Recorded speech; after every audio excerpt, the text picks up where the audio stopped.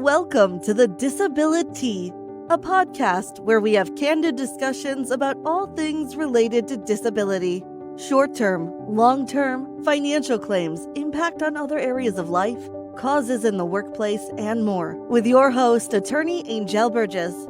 You can find this show at www.disabilityhelpline.com and on YouTube, Facebook, LinkedIn, Apple Podcasts, Spotify, Google Podcasts, Stitcher, and more.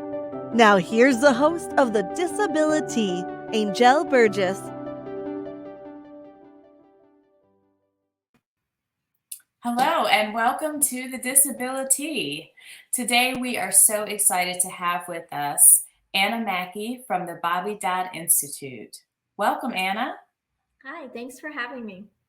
Well, we are so excited to learn more about you and what you do with the Bobby Dodd Institute. So let's just dive right in. Let me ask you, for those of our viewers and listeners who aren't familiar, tell us a little bit about Bobby Dodd Institute.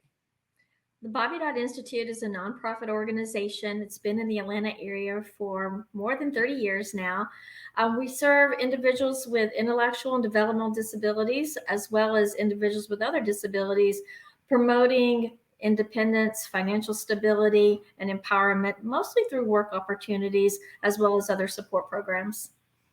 Excellent. And what is your role at the Bobby Dodd Institute? So my role, I am the two-headed monster. I have two programs that I manage. The first program is our benefits navigation program, which is primarily benefits acquisition. So this is where we're helping families navigate through all of the different resources and benefits. So that include things like family support services, Medicaid waivers, Social Security benefits, and more. We also do some futures planning. We try to help with that transition out of the school system into adulthood, and basically looking to identify whatever resources we can to support individuals in having the most purposeful life possible. So that's one side. And then the other side is our WIPA program. So WIPA is the Work Incentive Planning and Assistance Program. This is a contract through Social Security whereby we provide counseling support to Social Security beneficiaries when they've started working. So we're trying to help them understand how work impacts their benefits. And we provide support by developing the benefit summary and analysis reports and just giving them some good candid advice about how to manage their benefits. Excellent. So we have, I have contact with a lot of individuals and families of individuals with disabilities who are not really familiar with resources that are available to them.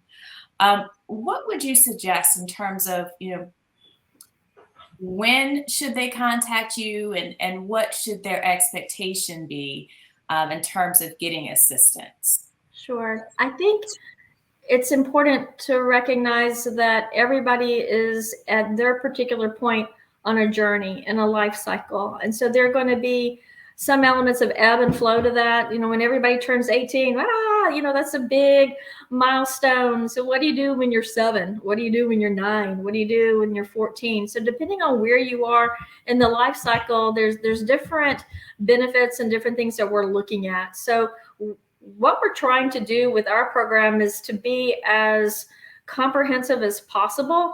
I'm a mom too, so I get it. I have a 29-year-old with autism, and it was mind-numbing trying to figure out how everything worked and the pressure to get it right.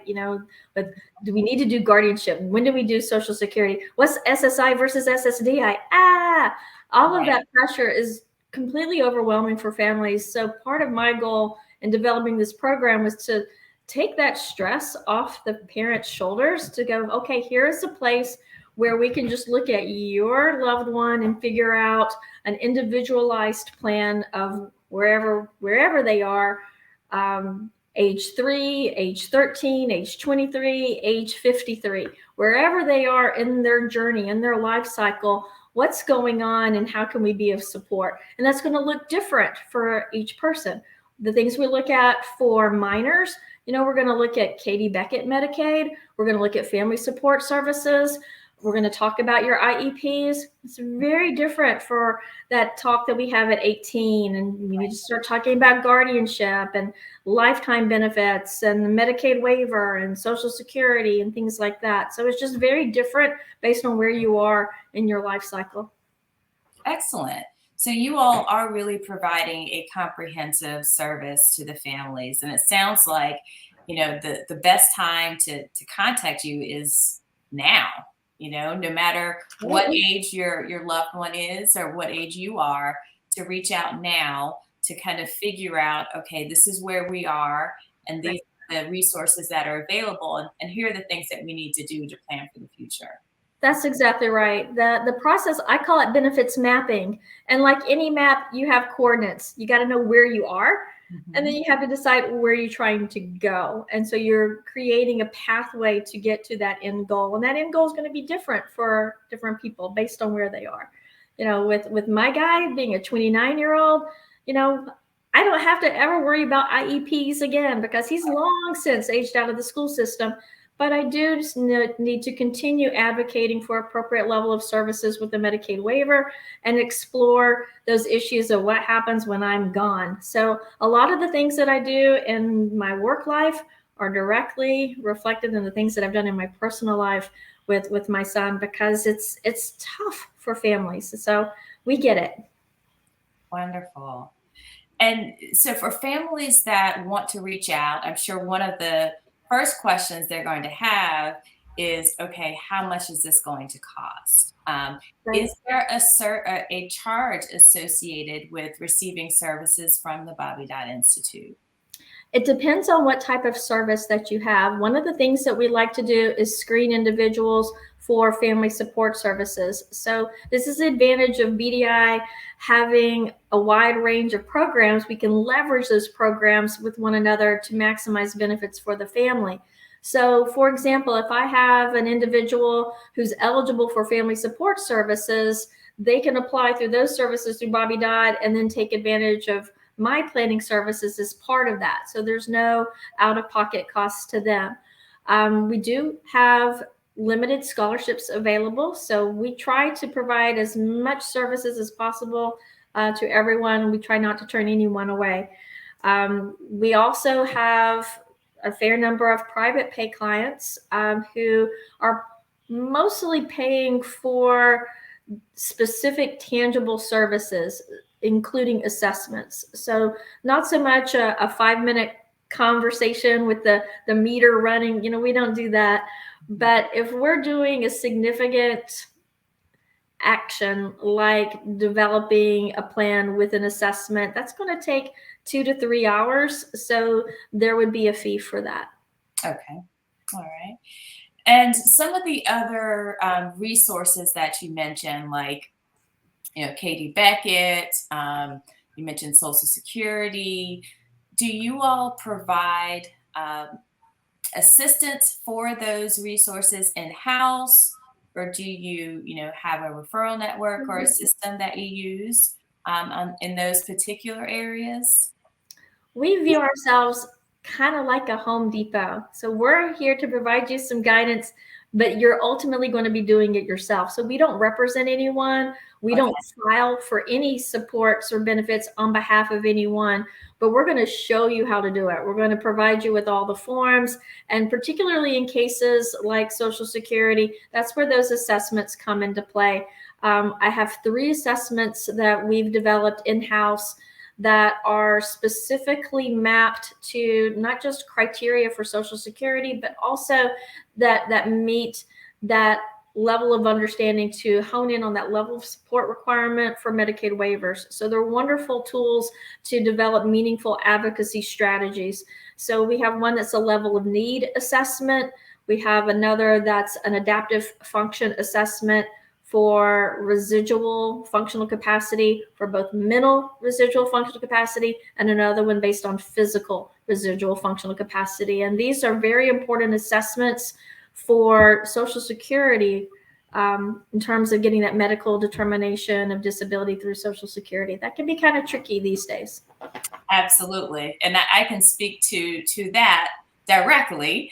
as an attorney that, specializes in Social Security disability, I've seen those assessments, and they're incredibly in depth, and they're incredibly helpful.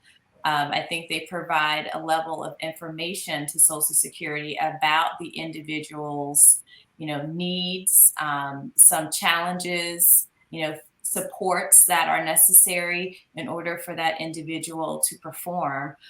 So, I mean, kudos to you all. Those assessments are really good, really detailed, very thorough.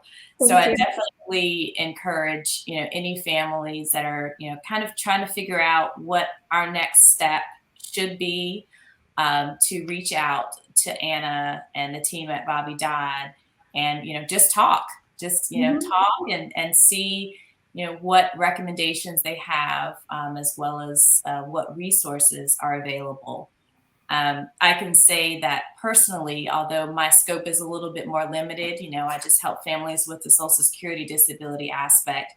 The resources are critical, and knowing those resources are critical and are going to dramatically change and improve everybody's life, once you know about those resources. So I think that's a wonderful thing that you all do, is to provide those resources to families.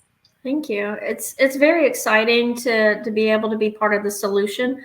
I think the assessments are wonderful tools for advocacy for multiple purposes, even just to communicate after you've had success with getting the benefits. It's helpful to use these same tools with providers to help understand we're really changing the conversation from a strengths-based conversation to a needs-based conversation. And that's a difficult skill for families, because we've been trained by the school system through the IEP process to take a strengths-based approach. And I have a million documents that say Eric is a delightful child. He was a delightful child. He's a delightful adult. But let's talk about what his support needs are. So this is a very, very different conversation. So that level of need assessment, we're probing into the supports required for activities of daily living. We do a deep dive on behavioral assessment, and we also do a deep dive on health risk screening. So it's basically an amalgam of a lot of tools utilized by both Social Security and the Department of Behavioral Health and Developmental Disabilities, so that we can get that clear, meaningful, qualitative data and assign some quantitative measurements to it that then allows us to make meaningful recommendations about what services are necessary. So you got 7,000 people on a planning list for a waiver, and everybody goes, I need a waiver. I need a waiver. So going through this assessment helps you go, I need a waiver because I need 30 hours of community access group and 20 hours community living support. I need some behavioral support, and 30 units of respite would be great. Right. And here's the reason why. And we've backed it all up. That's what gets results. So part of that process is training the parents. It's helping them understand how to develop that advocacy strategy, how to talk about their children's needs, how to collect data. I have a wonderful luxury of being trained as both a lawyer and as a clinician. And to be honest, I use the clinician side so much more in my work, because it's that type of data that's going to show that medical determination of disability, because we are clearly showing the severity and impact. Same thing for Department of Behavioral Health. So you have to be able to tell your story with data. Absolutely. Absolutely. And what about your team? I mean, can you tell us a little bit more about, who's on the team with you at Bobby Dodd and kind of how you all work together? Yes, we have. I have a wonderful associate on my benefits acquisition side who is amazing with Katie Beckett deeming waivers. That there's some things that just blow my mind. Katie Beckett is one. I think I have post-traumatic stress from IEPs. I never want to talk about another IEP.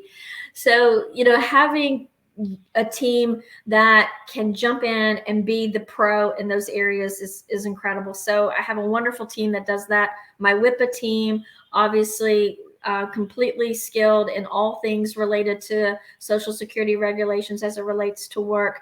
But outside of the benefits navigation team, we have the family support services team. So this is a group that is only serving Metro Atlanta. Every county has a family support services provider, and some counties have more than one provider.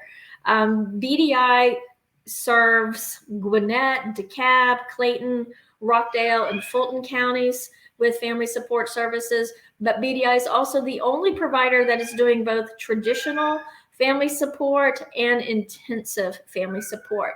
Okay. So that intensive family support program allows us to kind of level up and provide a higher level of services for individuals who need that higher level of services. And that's usually tied to community living supports and respite and things like that.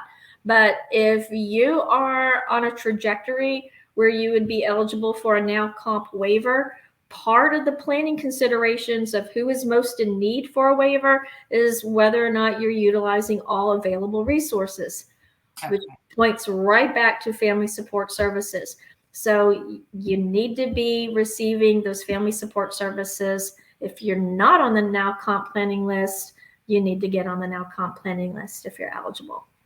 Now, what about families in other counties that you didn't mention? Is there a comparable group that services families in those counties? Right. Family support is statewide. So depending on what county, let's say if you're in Henry County, that's outside of BDI's area, but that is within the area of McIntosh Trail. So McIntosh Trail will serve that. Highland Rivers serves a number of counties. So depending on what county you're in, you just look at the DBHDD provider list and you can find who your provider is. But that's going to be essential, is getting those family support services. And the criteria for family support services and now comp eligibility are the same. So if you've gone through the process and you're on the planning list, all you really have to do is show that letter of predetermination of eligibility and complete the application. You shouldn't have to go through a whole other medical determination because you've already been approved on the planning list. Okay. All right. Excellent. So in terms of families outside the state of Georgia that may be listening, are there any services through BDI that they can use if they're in South Carolina or Tennessee or Alabama? Can they contact you? The only service that I would say is not only statewide, but also we're crossing into other states is the benefits navigation, the acquisition side. So we're finding people finding us from, the website and some of our do's and don'ts articles. So I actually have a few clients in other states, and that's been very illuminating because the process for medical determination of disability is universal. Mm-hmm. Medicaid rules are different in each state, though, so we have to be mindful to those differences. But we've helped people in other states secure those Social Security benefits. Yes. Okay. All right. And in terms of any sort of, one of the things that you mentioned was helping people with independence. And from a vocational or work standpoint, right. Are there any particular services at BDI that an individual can receive? Absolutely. That would fall under BDI's Workforce Resources Program. So BDI is really split into two divisions, employs and empowers. And so the employees side of the house is a number of different, unique, and compelling contracts for work. So we have call centers, we have landscaping contracts, janitorial contracts. So there's a number of contracts on the employee side. And then on the Empower side, you have programs like the benefits program, but the Workforce Resources is also under Empowers because we're helping people bridge that gap. So again, that's probably going to be a contract with Georgia Vocational Rehabilitation Agency. So you have an individual who has been approved for services under GVRA, and they're developing their service plan, and they get to choose a provider for whether it's pre-employment training or job readiness or community work adjustment or supported employment or customized employment, they have to select a provider. So they have the service and go, oh yeah, I'd like to go with BDI. And then that's how we're going to be able to provide services to those individuals. So it's pretty cool. You know, I've been part of BDI for a while now. My son is also a BDI employee, just like me. So he works in the warehouse there. And that's been a great opportunity for him, as well as the organization, to see how can they serve individuals with more moderate disabilities in terms of employment. Because you see a lot of, honestly, we see a lot of cherry picking out in the field, where there are certain agencies that are providing job supports for people who are pretty doggone high functioning. What about those individuals who need that higher level of support? So we have, I call it extra supported employment. And we're still working on trying to navigate that. But my son is a great example of someone, he can do the job. That's fine, but he needs help self-regulating. And so you're going to see individuals. I was talking with, we were at a little bowling party yesterday, and one of his friends, he has epilepsy, and he needs to have somebody nearby to help him manage his seizures. So it has not less to do with the job and doing the function of the job, but more to do with that other support. So there's a need for this hybrid role of somewhere part job coach, part direct support professional. So we're working on identifying ways to close that gap so that more people can have access to not only services and supports, but doing things that they want to do, like choosing to work. My son loves working at BDI. He's got his little baseball hat, his BDI on it. He's all proud. It's pretty cool. Yeah. Well, and you brought up a point that I just want to reiterate to our audience. And that point is, you know, if you are working with GVRA, if you're seeking vocational rehabilitation services, you get to choose your provider. And you can absolutely choose Bobby Dodd Institute or BDI as your service provider. So I just wanted to reiterate that to the audience, that you have a choice. Right. And if you're looking for, you know, really specialized, individualized care and just, you know, treatment, that Bobby Dodd would be a fantastic choice. Thank you. Yeah, it's been wonderful to see all the different programs and services. BDI is also home to the Georgia Community Trust. So there's only 2 pooled community trusts in the state of Georgia. One's through the ARC of Georgia, and then there's the Community Trust at BDI. And that's a great cost-effective way to create that supplemental needs trust that's going to protect those benefits for individuals. So rather than having an individualized trust, they're basically signing a joinder agreement, but they have all of the benefits of having that supplemental needs trust set up. So I love that we're kind of checking all the boxes with the resource and support needs that families have, because it's hard. So if families can come to one place and get squared away with benefits and get on a track for work and get set up with a trust, that's just fantastic. Absolutely. Absolutely. And we appreciate all the work that you all do for individuals and their families. Are there any takeaways that you would like for the audience to know? Any tips, any pointers, just, you know, anything that you would like for them to know? I think it's important, first of all, to take some of the stress off of families' plates by just saying, we can get it done. It's going to be okay. Take a deep breath. You know, I have a lot of families that come to us and they're worried that they're too late. And I'm like, you know what? You're here. The fact that we're having that conversation today is fantastic. You know, we're going to do this at your own rate. And there's a lot of horror stories out there. There's a lot of myths, as you're aware. You know, someone's like, I'm never going to get Social Security. I've seen what people have gone through, and I'm going to get an automatic rejection. I'm like, maybe not. Let's work on that. You know, so I think the biggest takeaway is it's going to be okay. We're going to figure out a plan. And secondly, always ask. You know, the answer to every unasked question is no. So, let's see what we can do, and let's build a plan for the future. I think our families get told no so much.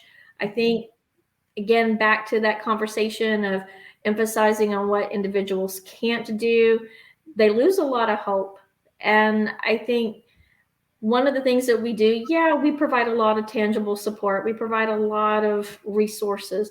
Just since July, if you look at the lifetime over the course of a person's lifetime, how much benefits they would have, it's been 117 million already over the course of all these Social Security awards and all these waiver awards and whatnot. That's a lot of benefits. Yeah. There's a lot of hope out there, and I think that's the big takeaway is let's figure out where you are. Then let's figure out where do you want to be. And we don't know what that ceiling is. Let's keep pushing so that your loved one has the opportunity for a wonderful life. I love to use my son as an example of how the system can work. There's so many horror stories out there and sad stories and stories of need, but let's talk about a success story of what does it look like when you have a Medicaid waiver, when you have your Social Security. What does that look like with him working, with him being part of a program, with him having relationships? He has a girlfriend we have to go Valentine's Day shopping for. Cool stuff. Everybody should have that good life where you have things to do and people to see and places to go, and you're out there living it. That's possible for our guys. Everybody should have that. So it's a matter of identifying what those goals and dreams are, and then what resources are going to carry you there, and then let's go get those resources. Absolutely. Thank you so much, Anna, for being with us today. It's been so informative. You provided so much great information. How can people contact you? The best way to contact me is through our website. So the Bobby Dodd website, www.bobbydodd.org. There is info@bobbydodd.org that you can email. There's an application for services right on the website that you can apply for services. All right.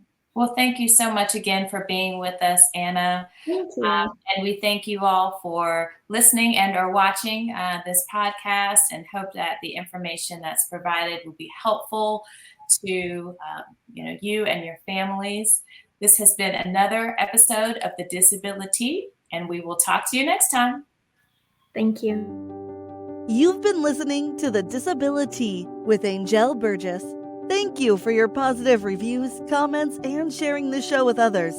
You can catch prior episodes at www.disabilityhelpline.com and on YouTube, Facebook, LinkedIn, Apple Podcasts, Spotify, Google Podcasts, Stitcher, and more.